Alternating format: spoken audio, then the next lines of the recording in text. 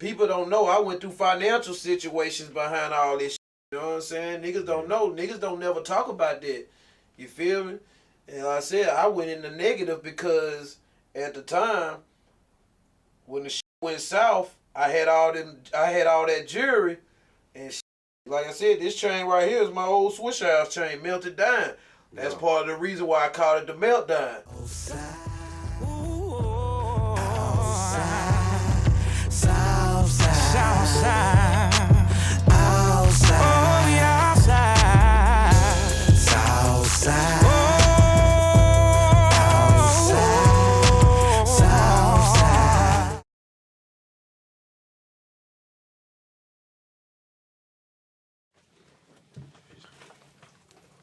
Yeah, I got the Swisha House Santa Claus hat. Come on, man. They gave it to me earlier at the damn criminal party. Dad. Yup. Man. Hey, this is something new. Starting off with Highway YELLA. You know what I'm saying? He just dropped a Meltdown album. In the last interview we did, you know what I'm saying, we he kind of wanted to get the project out and let y'all know, you know what I'm saying? Because a lot of people want to know a lot, man, about what's going on with you, bro. Because you know what I'm saying? You came in the game, you know, with the label you came in the game with, and y'all made waves. Y'all, you know what I'm saying? Everybody was like, who is this Pimp C looking ass, good rapping ass nigga? Where this nigga came from? The Meltdown is out right now. You feel me? And first off, man, who is Highway YELLA and where you grew up at, bro? Man, I grew up in Haynesville, Louisiana, man. That's where I grew up at, Haynesville, Louisiana. But, you know, of course, I have my roots here in the city, man. I just telling somebody a while ago, man. I literally just posted a picture on Instagram, a picture of me and my sister, nigga, at Astroworld. Yeah, like, niggas, you have to really be H-Town to know about that Astroworld. We ain't talking about that Travis Scott shit. We talking about the Astroworld. The real with the Texas Cyclone. Hell yeah. You know, the real Astroworld, straight up. Hell yeah, man. That's where he got it from, you know what I'm saying? Hey, that Astroworld, I said, shit, we had season pass in that motherfucking Waterworld, too. Come on. You feel me? I said, man, Houston been in my shit. Houston been in me for forever. Man, we hear it in the music. You Oh, know what I'm saying? Was there any musicians in your family growing up that inspired you to do this music shit, or just had a dream, or it was just in you? It was just in me, man. It was just in me. Man, that's what's up, man. You know, it's in you, bro. You know, it ain't on you, and we can see that. You know what I'm saying? Yeah. Straight up, man. The new album, Meltdown, that shit that sparked a lot of interest, bro. You know what I'm saying? You could share the main theme and emotions behind the project. You know what I'm saying? And what you hope the listeners take away from this motherfucker. Man, I just want people to feel my story, man. Like, no matter what happens to a person, it shouldn't matter who was involved. That person was a part of your story. You just have to tell your story. And that's all I did. And, you know, a lot of people taking that the wrong way. Like, I can go down a list of the behind it. But I can go down a list and give you the positive behind it, too. You feel me? And I feel like I just did what anybody else would done at that point in time in their life. I was forced to do that. I mean, like I said, we could go deep. Like, it goes deep. It's deeper than just the album itself, because I only really just told a third of what I wanted to tell. You know what I'm saying? I could have got deeper, but I just left it at that for now. Hey, man, I just feel like music is an art form. Yeah. And, you know, to some of us it's therapy. To some of us it's just a way to make money. But I looked at the Meltdown as therapeutic for you. Oh, yeah. You know what I'm saying? Sometimes you need to do that to heal, bro. You know what I'm saying? Because some shit affect us in different ways, and niggas don't be knowing, man. Niggas got dreams and shit. I feel that. I felt that. You know what I'm saying? What was the creative process like working on that one?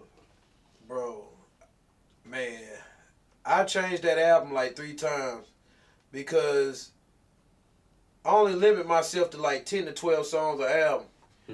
And I just certain shit kept happening in the process of originally making it that I substituted some shit.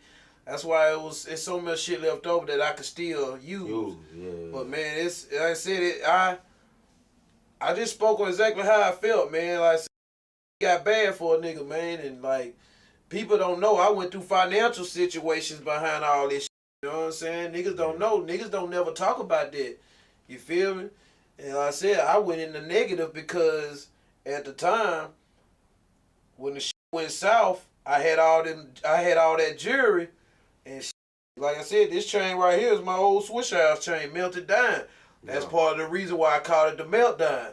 Come on, man. Like I said, that was one of the main. That's what inspired the title. You feel me? Because like I said, when all that went down, I waited 3 months. Now I actually I went to TV Journey as soon as it happened. I went to TV Journey the next day. I said, man, melt this motherfucker.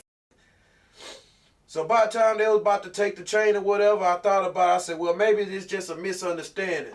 Yeah. You know, let time go by and see what really happened. So I didn't even leave the chain with him. I took it back. I waited 90 days. After that, I was like, you know what?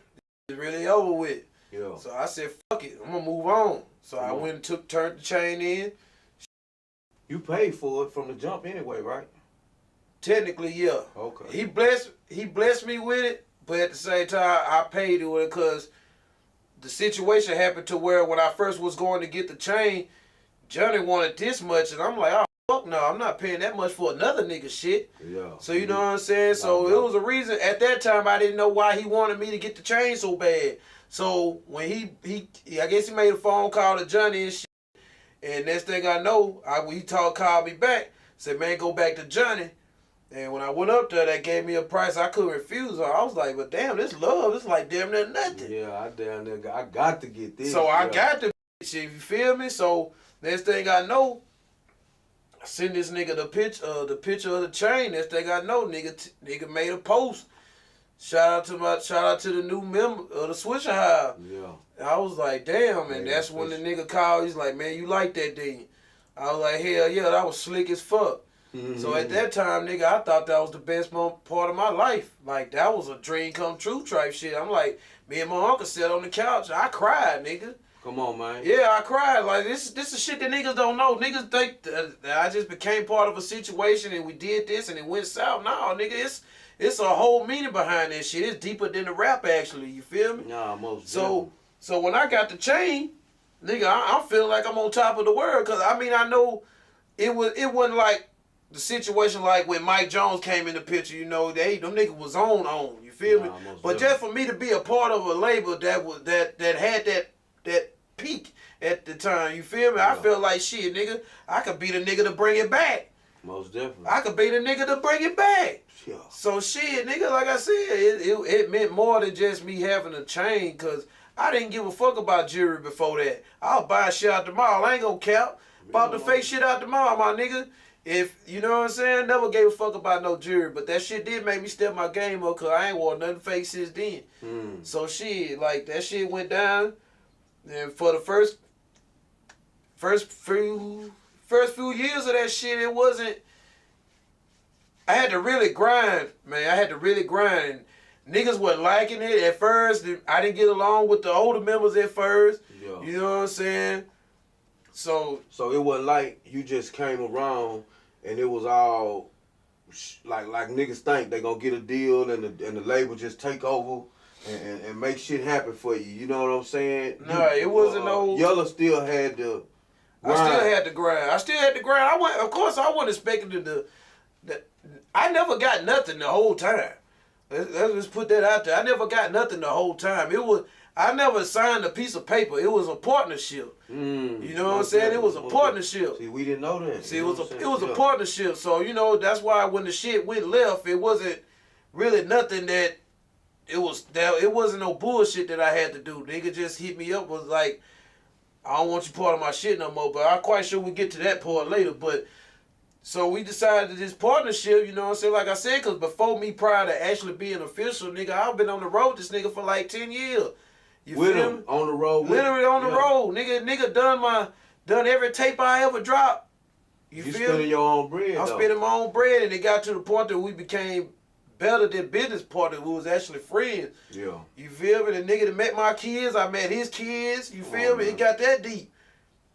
So it was deeper than the music. You feel me? So when I became a part of that shit, like I said, I didn't know what the fuck I was getting myself into, because all I thought about was, damn, I'm being a part of something that Great already, man. Yeah, I've been a part of something that I've been listening to forever. Yeah, most definitely. You feel me? So that's all I thought about at the time because, like I said, when I first jumped in the picture, it wasn't no warm welcoming from everybody else. Nah. I was catching that vibe like, damn, what the fuck this nigga doing here? Yeah. You know what I'm saying? I ain't trying to, put Who is this nigga? Yeah, they like, who the fuck is this nigga? Even though a couple of them knew who I was, I could tell that niggas wasn't comfortable because them niggas had the same situation that technically that I'm having right now. You feel me? So I guess it was more of like, well, this new nigga coming in, he finna the game up, and I didn't get my opportunity type shit. I guess that's what it was. I don't know. I never really asked. I don't ask questions. No, you ain't supposed to. I don't ask questions. But that just probably was artist competitive behavior. You know and what I'm saying? All I wanted to do, my main thing, all I wanted to do, man, I wanted to get with everybody, man, and that's how much I want. I love that label. Yeah. I wanted to be the nigga to bring everybody together. Yeah, everybody. That's how I was with Rec Shop. Kind of like that. If it was time to do Big Mo album, we locking in on Mo album. Everybody writing, everybody giving hooks, everybody. That's the spirit a nigga gotta have if you trying to win. But everybody ain't like that. They compete. You know what Watts told me in the beginning? Told me don't fuck with them niggas. Come on, man. Shit, like I said, it's time to put it out there. He told me don't even fuck with them niggas. There's a lot of shit Watts told me to do, told me not to do, and I did it anyway because it didn't make no sense to me. He didn't want me fucking with G-Dash. That didn't make sense to me. He didn't want me fucking with them other niggas. That didn't make sense to me. He couldn't stand for me to fuck with a nigga from the South. How the fuck can, nigga, you, like, ESG literally came to my mama's house in Louisiana. We ain't talking about the crib down here. ESG from Louisiana. That nigga, ESG literally came to my mama's house and I woke up out the bed and he said, Yella, it's time to rap. It's time to rap, nigga. Get your ass up. Come on, man. So I Cedric Sosa? Yeah, so I can't turn my back on them niggas. Can't turn my back on that. I'm like, nigga, it don't matter what I am. It don't matter who I'm down with. It don't change who I am. Yeah, ESG is the reason why I can freestyle so hard. Yeah, there was red flags though. ESG, but I didn't pay attention to that. Yeah. I didn't pay attention to that. But when you think back on it. Oh, of course. You know what I'm saying? That nigga did not like me fucking with no screwed up clique niggas. And I mean, I ain't scared to put it out there. And that's why I feel like he got away with so much throughout the years because he's done a lot of shit to other niggas and niggas don't feel like it's relevant enough for them to say it. I mean, I don't either, but at the end of the day, that's part of the reason why the nigga played with my livelihood. You feel me? That's the whole reason. That's the main reason why I spoke on the Meltdown and shit. You feel me? Yeah. He didn't like none of that shit. I got bitched about by wearing jerseys. Like, I got bitched about by putting Mexican women in my videos. I got bitched about damn near everything. Like, the nigga didn't even want me to drop Coming Down Ain't Dead, and that's my biggest shit. Come on, man. Man, Coming Down Ain't Dead is my biggest shit. That was started before I dropped Coming Down Ain't Dead. Before I dropped Coming Down Ain't Dead, I never got paid off rap. You got paid off Coming Down Ain't I Dead. got dead off. That's a whole man, dude. Everybody, man. The term Coming Down Ain't Dead. It dropped on Swisha House? Yeah. Yeah. Okay. See, I was already down officially with the house for like, I jumped down in like 18. So 2020 when we dropped Coming Down Ain't Dead, it was just catchy as hell. So a lot of people had that shit confused because you gotta think about it. The sound of Houston would never change, no matter what. But niggas outside of Texas wasn't fucking around like that with it no more. So you know niggas was trying to do other shit with rap in Houston. You feel me? Yeah. So shit, nigga, this the type of music I love. So I just started saying Coming Down Ain't Dead, and it caught on. I never forget, nigga. Shout out to my nigga Dre.